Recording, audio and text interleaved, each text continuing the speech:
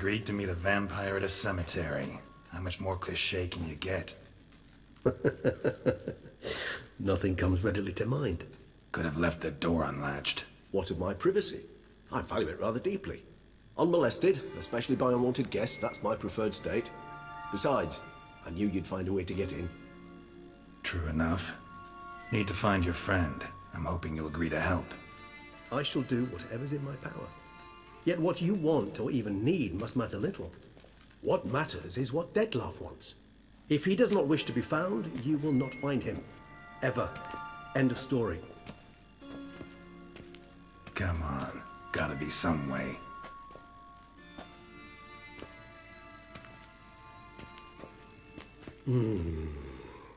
Vampires can evade detection by the senses, and no divination magic works on us. Even the most precise megascope would be useless. And this? Could this help?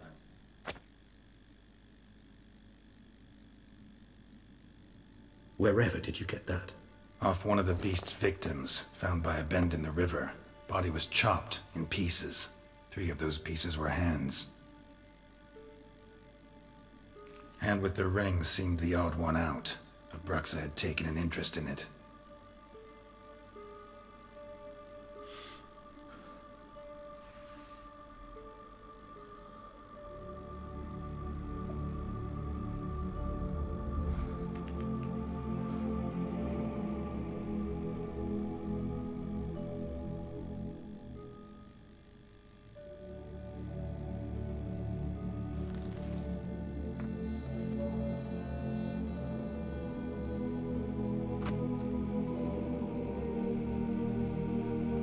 It's Dettlaff's hand, without a doubt.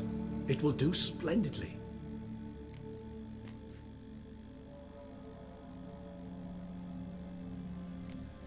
Ring's pretty intriguing. Made of no metal I've ever seen. And the ornamentation. It comes from our home, where we lived before the conjunction of spheres. It's actually mine. I received it from a dear old friend. You might call him a humanist. He saw us vampires as guests here, guests who owe their hosts, meaning you humans and the elder races, respect. Respect? Meaning not to treat us like cattle to be slaughtered for food? Precisely. And the reason why I in turn gave it to Dettlaff. To remind him of the ideals my old friend championed. Can't you just summon Dettlaff? You're both higher vampires, there's gotta be a way. If I'm to be entirely candid, there is indeed one. But believe me, we will be better off never availing ourselves of it.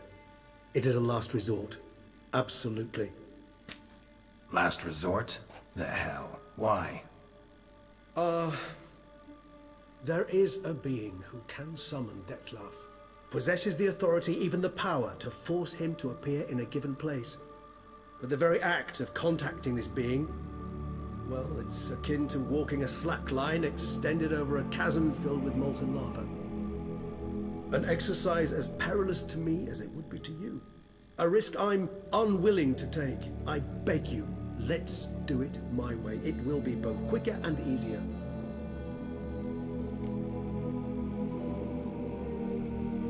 The hand. What do you plan to do with it? You've heard of Kovinares' theory of tissue memory retention. Rings a distant bell.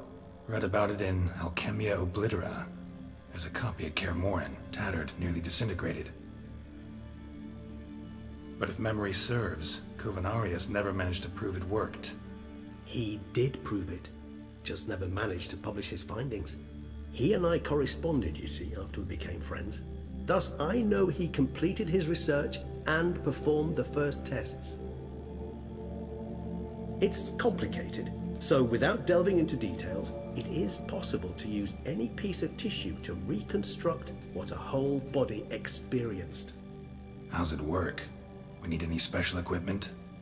We must brew a decoction which Kovinares gave a rather poetic name, resonance. Once imbibed, it sends one into a trance similar to that induced by narcotics. This triggers visions of events linked to strong emotions experienced by the tissue's owner. Picture it as dreaming a fragment of someone's life. Any chance we might see what Dettlaffovi was doing just before he lost his hand? Indeed. Though I also hope resonance will reveal the location of Dettlaffovi's hideout.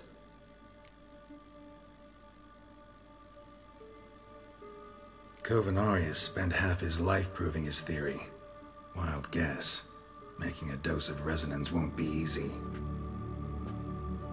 You guessed correctly. In addition to Dettlaffovi's tissue, we shall need a powerful occipital lobe stimulant. Effectively a poison, to make one susceptible to visions. Well, got a few ingredients to choose from. Unfortunately, all are pretty rare. There's mamoon glands, but closest ones I know of are in Vizima. A spotted white saliva would also serve, but they were culled to extinction over a century ago. Could go with a kobold's eyes, but the creatures are sentient. Rather not gouge one's eyes out. Given that we lack the time to sleuth this out ourselves, permit me to summon some help.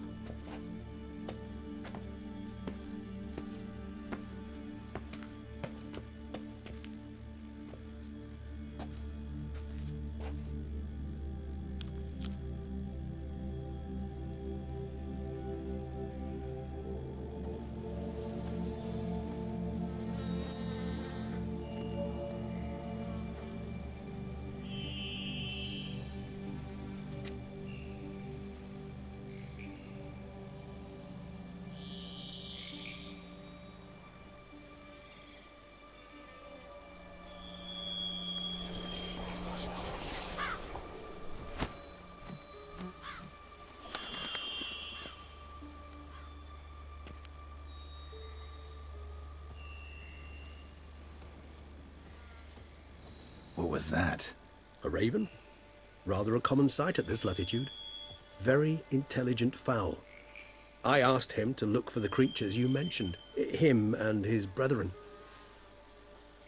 Perhaps they'll find one in the area, and I would hazard that a flock of ravens will spy any said creature faster than a solitary witcher would.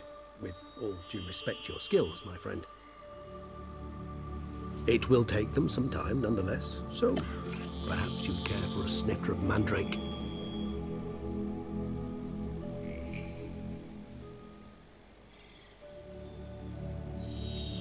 Rarely say no to a snifter. Sadly, this is but a weak infusion rather than a proper distillate. Even better. I remember your mandrake hooch. Made people say things they'd have rather kept to themselves. Now, what could Geralt of Rivia prefer to keep to himself?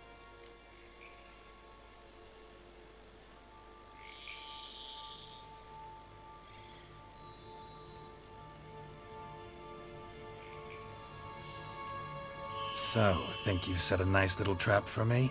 Sorry. Want to get me to confess? Gonna have to try harder. I love a challenge. In that case, my ears are cocked. What must I do?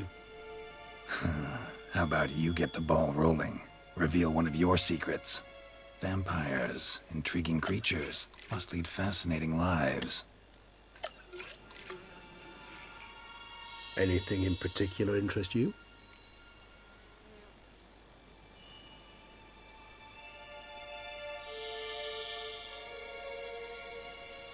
Got a new life, new body. That give you a new start? Blank slate? Starting all anew is a very broad concept. What exactly do you mean? Your blood addiction, say. Wondering if your body's the same, if it still remembers. Maybe if you drank now, you wouldn't get hooked. All addictions are a form of slavery. Re-addiction's not a risk I'm willing to take, just to test a hypothesis about corporeal regeneration and whether propensities carry over. Fair enough. Curiosity, that's all. Sorry. Not to worry, Geralt. Curiosity is a natural reaction under the circumstances, apart from which I've always valued that trait in you.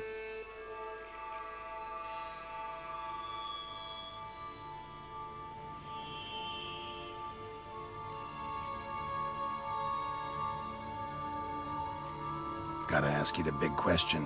What everyone wonders about. What happens after death? You wish me to tell you if the human belief in the gods is well founded? Well, that I do not know. We vampires differ exceedingly from you humans. Our matter, that of which we are composed, can exist without form. We require neither a heart, nor a brain, nor air to breathe. But were you dead? As humans understand death, yes. Feel anything? Understand anything? It's rather hard to explain. I felt something very unsettling. Something I cannot even name, for I did no reasoning. Only after rebirth did I begin to understand that what I had felt was cold and unimaginable fear. If not for Dettlaff, I might have drowned in an eternity of icy terror.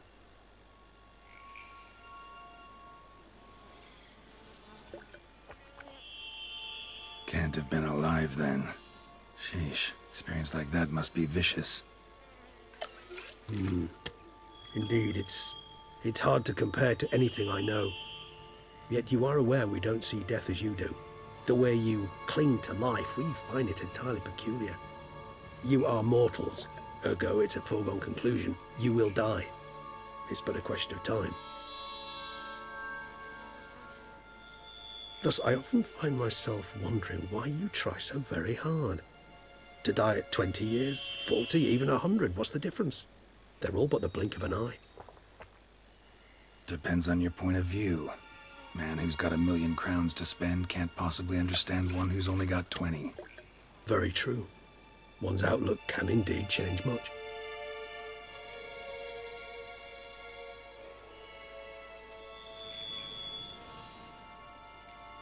Always fascinated me the way vampires can regenerate. A hand growing back is one thing, but Dettlaff recreating you out of a wet smear? Something else entirely. A difficult and laborious process, but one that's possible, as my presence proves. But I've heard you too had quite the adventure. They say you lost your memory. For a bit, but Triss helped me get it back. Actually pretty damn lucky I only had amnesia. Yes, you humans are rather buggered in those terms. To strip you of life is, well, it's just plain easy. I've always pitied you in that regard.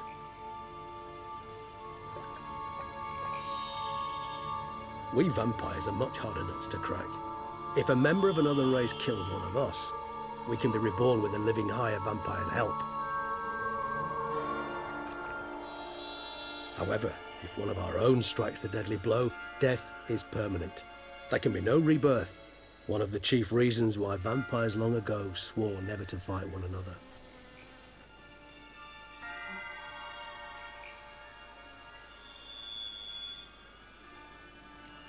Curious what you did after you were reborn.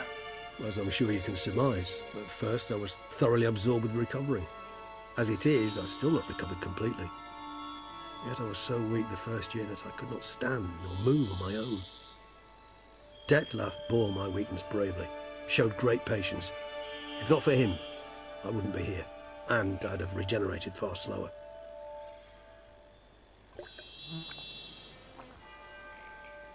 Once I could at last stand unassisted, I set off for Bruges, for my one-time home of Dillingen.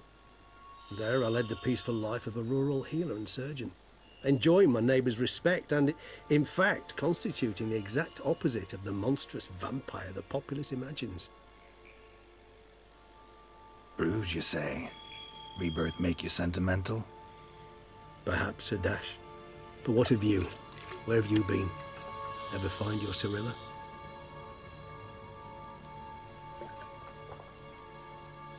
Back then, yeah. But we parted again soon after. And when the time was ripe, she came back, defeated the wild hunt together. Ooh. Seems I certainly missed quite a bit while I was absent. True enough. But it's a conversation we'll have another time. Need to know more about you now.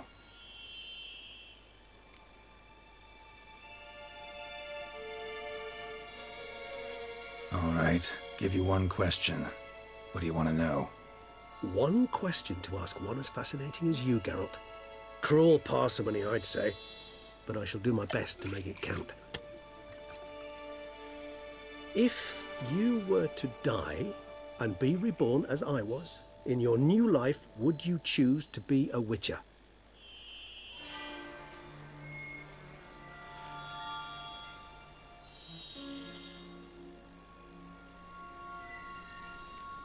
That's what interests you most? Whether I'd like to be a witcher again? Many things interest me, but we've not much time left. Please answer.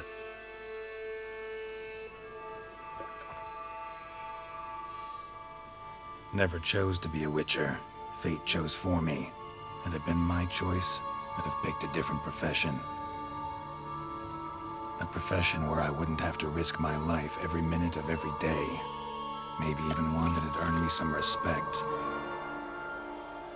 Thank you for being honest. Honesty is an attribute of the truly brave, and thus a privilege of the very few. Still no sign of your winged friend. Sure it understood what you wanted? Dead certain. Let's wait a bit longer. It'll return soon, don't doubt that for a moment.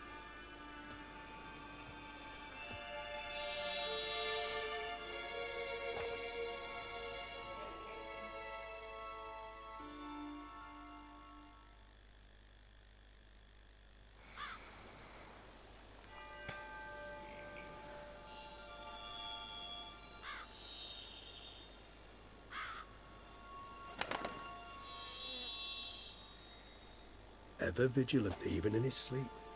Quite vampire-like, in fact. Are you absolutely certain they don't administer a few of our genes during the trial of the grasses?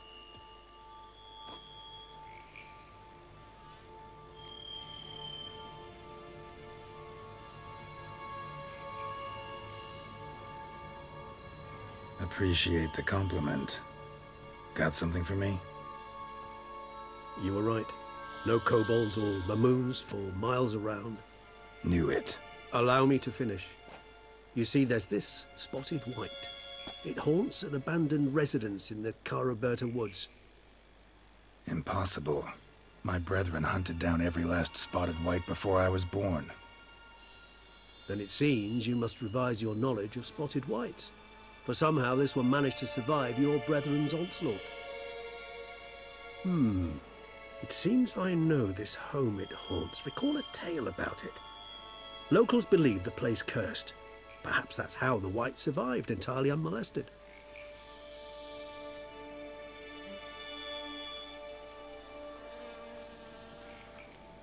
Whites rarely appear in the woods, even less likely to find them in abandoned human homes. They inhabit remote wildernesses, old abandoned cemeteries. What's your point? This might not be a spotted white after all. Your little helper might have made a mistake. I sincerely doubt it. Ravens are devilishly intelligent creatures, and they've highly developed observational skills. What exactly did they observe? The area around the estate, it's covered in spoons. Spoons? Spare me the skeptical smile. I'm but the bearer of this news. Or perhaps this spotted white is a hoarder, or the spoons are somehow related to the curse.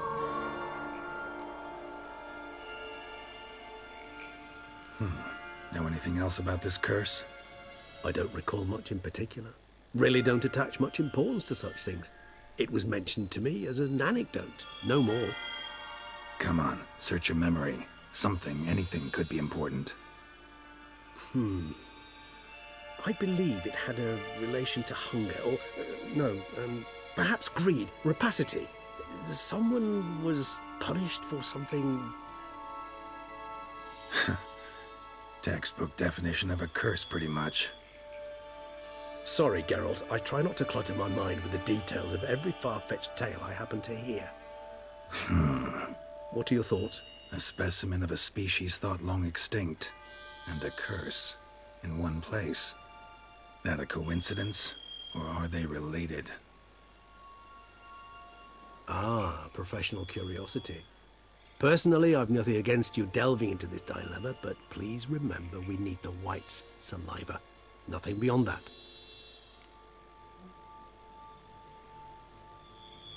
Let's do this. Start making your decoction while I go get some saliva from that white. Uses it in its brews. Do you imagine the white will simply sell you some? Worst case scenario, I'll bring you its salivary glands. They ought to do as well. For a moment there, I imagined you asking the white to spit into a vial. Quite amusing as a thought, but the salivary glands will do fine indeed. So, see you later. Yes, till later. I shall start by perusing some tomes. Tomes? Thought you were gonna make this decoction. We require one last ingredient. Alas, obtaining it could prove a trifle toilsome. Thus, I hope to identify a suitable alternative. All right. Good luck. And to you, my friend.